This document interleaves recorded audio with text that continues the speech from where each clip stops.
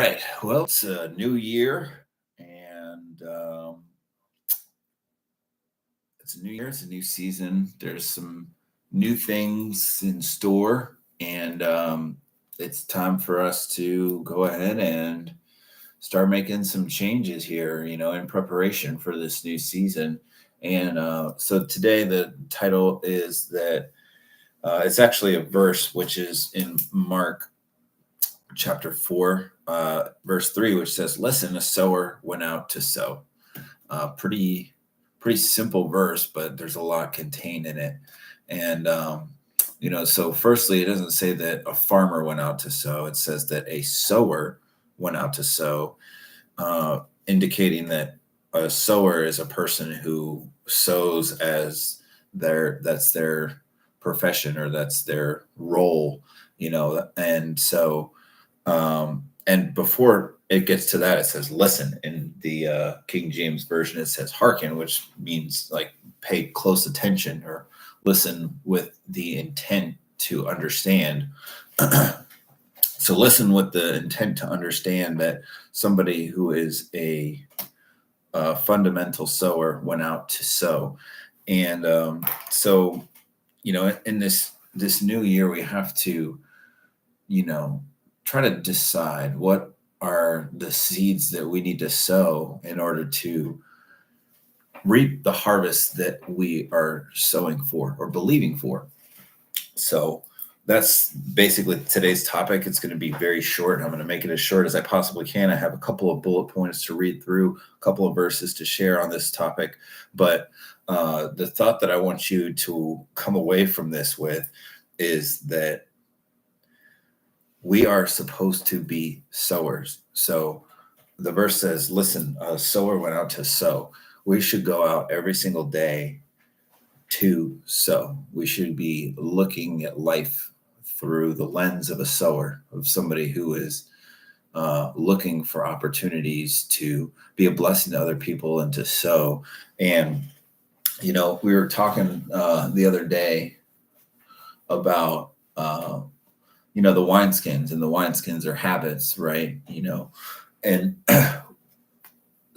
habits are seeds towards the future that we are believing for, or even whether or not we're believing for a certain outcome. Our habits are going to determine our future. So our habits are very much a seed. And in this new year,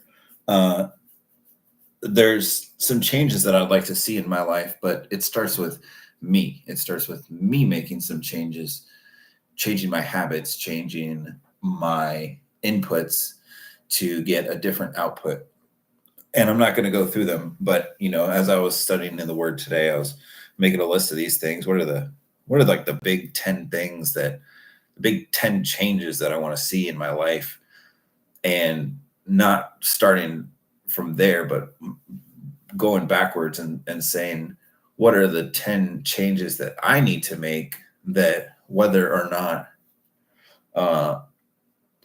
what are the 10 changes that I need to make, that whether or not something comes up, as long as I am making those 10 changes, the outcome is going to be something that is favorable, or something that's going to align with my goals or my ultimate objective, right?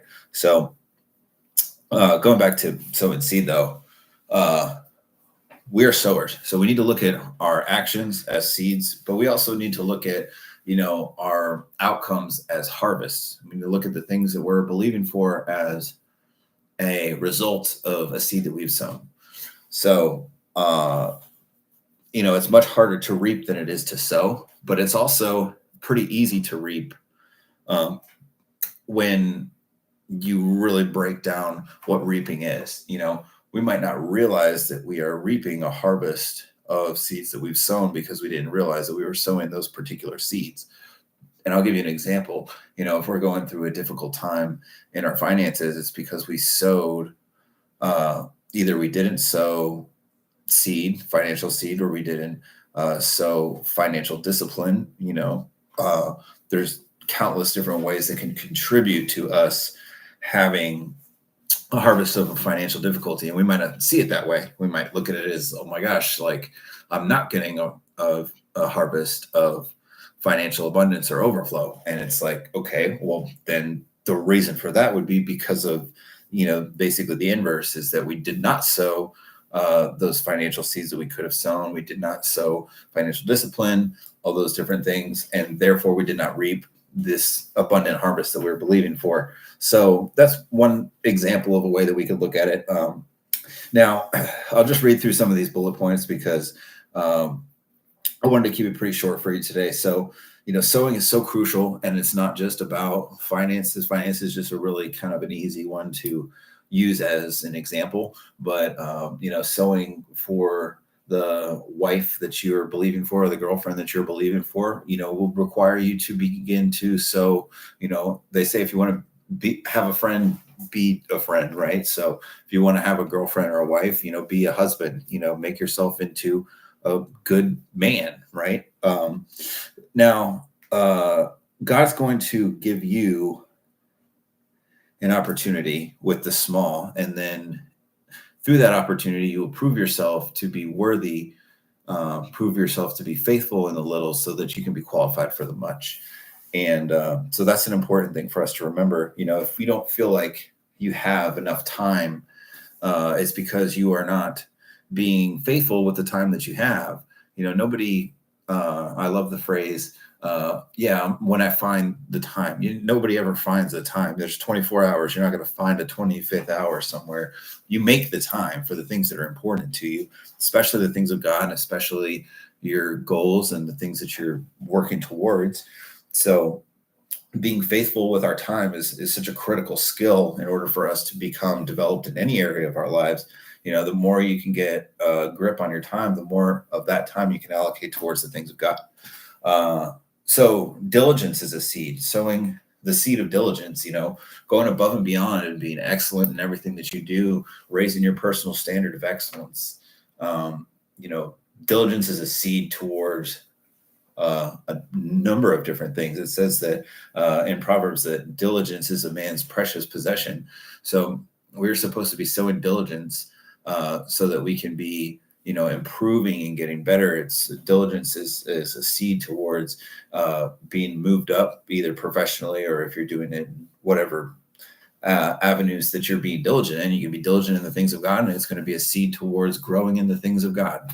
It could be you're diligent in the gym, and it could be that you are increasing in that area. So a couple verses, and then I'm going to jump off. But God's going to test you with the small, and then He's going to give you more when you prove yourself to be faithful. And if you are sowing and you're not reaping, then you are eventually going to stop sowing. And so it's very important for us to get a hold of the sowing happens in an instant, but reaping takes place over time. And it takes, consistency. It takes a lot more effort to reap than it does to sow. But if you are sowing consistently, it's not going to take a whole lot of effort to reap because you're just going to be sowing so much that it's inevitable that the harvest is going to start coming. Now, in Ecclesiastes chapter 11, verse 4, it says, "He who watches the wind will not sow. He who looks at the clouds will not reap." We know this one is a great verse. Basically just saying that, if you're waiting for the perfect conditions to sow, you're not going to sow. And if you are waiting for the perfect conditions to sow, you're not going to ever sow, which means you're not going to ever reap. So you have to sow to reap, and you can't wait for conditions to be perfect. Just go out there and just sow. And this last verse I'll share with you. I'll give you two more. Ecclesiastes 11:6 says, "Sow your seed in the morning, and do not be idle with your hands in the evening, for you do not know whether the morning or the evening planting will succeed." So, like I said, just sow. Don't be waiting for perfect circumstances. Sow the little things. Sow that dollar that you have in your pocket to the guy on the street corner. Sow your time to that person you don't really want to talk to, but they could really use some encouragement, or they could really use some advice or something. Just look at everything in life as a seed. And the last thing is in Galatians chapter 6, verse 7, it says, be not deceived, God is not mocked. Whatever a man sows, that will he reap. So be very careful, be mindful about the seeds that you're sowing, because you are reaping a harvest of the seeds that you sow, whether you realize it or not.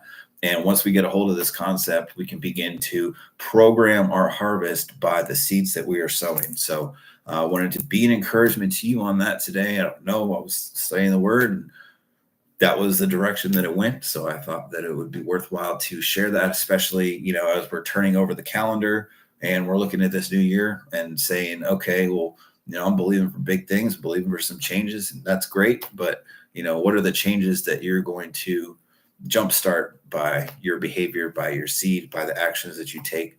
So hope that this is useful. Hope that this is an encouragement to you. Happy New Year to you. And we'll be doing another one of these here again soon. So God bless you.